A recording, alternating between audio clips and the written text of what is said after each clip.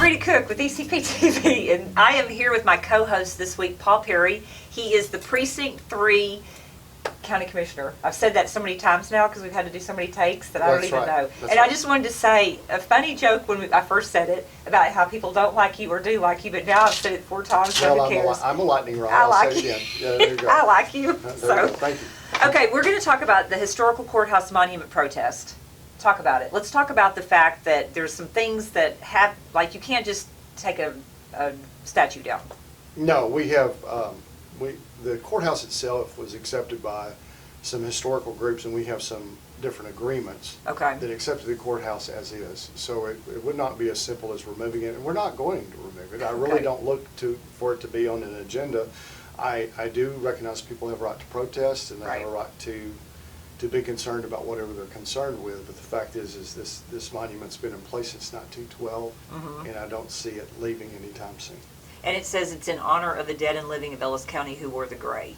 So. It's basically a war death memorial, and it's not a exhortation of any particular person that participated, but is a recognition that people paid a price in that war. Yes, and I think that's something we need to remember, because I think we mentioned earlier before the show, if you don't remember your history, you're doomed to repeat it. Absolutely. And we don't want to act like the Taliban do.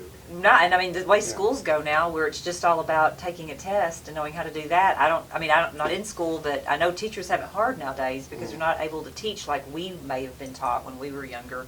Although I will say in the South, you definitely learn a different version of the Civil War than the North, because my northern friends are like, "What story did you hear?" So there's different opinions, and there's certainly historical accounts that would give one pause as to anyone's having a perfect knowledge of why a lot of that went down. We know the tension was slavery, but the proximate cause of the war may not have been. But it's irrelevant to this monument.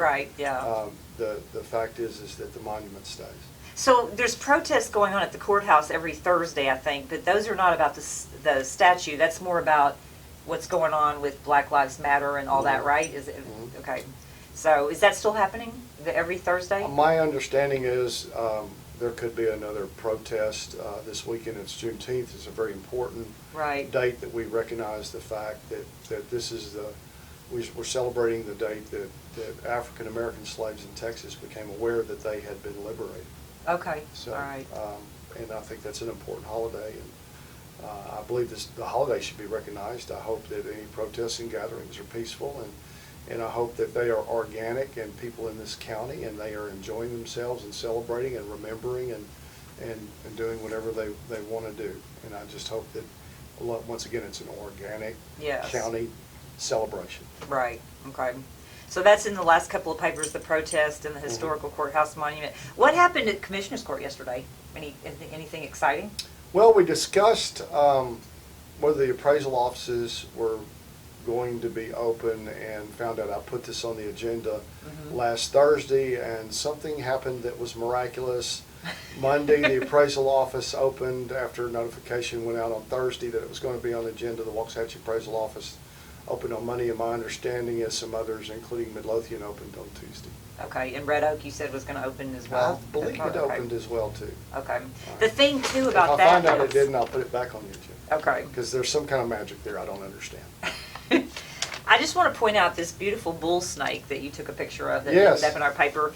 She does not like her taxes either. No. Because apparently, so I heard one time that you could protest by May 15th, then you could protest by June 15th, but you said that you can still protest depending on things. Depending on when you received your appraisal, my understanding is they've run the date out to somewhere around the end of the month. And that may be a state order, or it may be some local order, the appraisal office. We don't directly control them. As a matter of fact, our control of that office is several steps removed. But I thought it was important to put it on the agenda. Yes.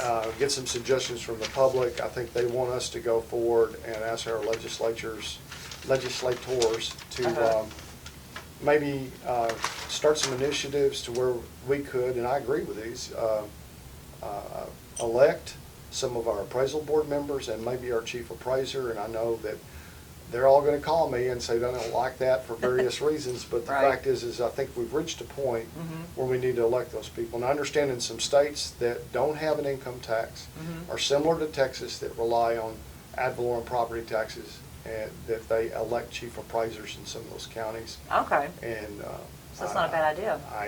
I'm sure people aren't going to like it, but I'm all in favor of it. Why won't they like it? Well, people feel like their job's threatened, and they don't like the idea of having to run for office. Right. Well, it's a headache, but it is a headache. You should know, right? I've always had an opponent, and sometimes I've had a runoff, and but that's the price you pay for public service if you speak your mind. Yes, exactly, because if people don't like what you're saying, you shouldn't be in anyway. Because, right. I mean, unless they're willing to respect it, but if everybody's against you, then what are you doing?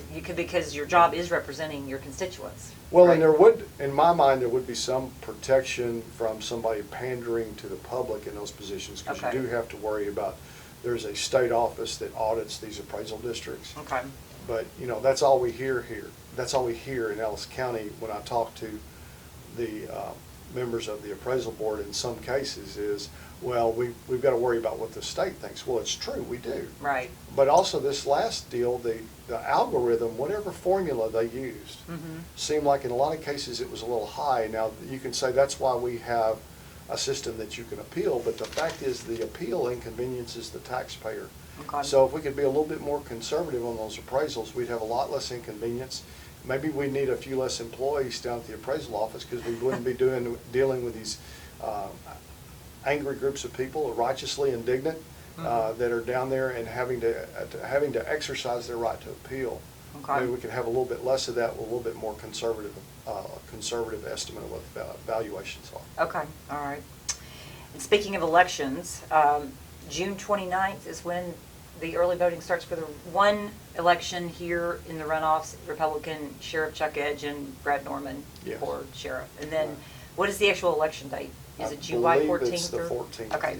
Yes. So the one thing that people do need to know, and we talked about this, is that you cannot just decide that you want to do a mail-in ballot. You really need to have a reason, and the Texas Supreme Court actually voted that thinking that COVID is a problem that could concern you is not a legitimate reason to not go and vote at the polls.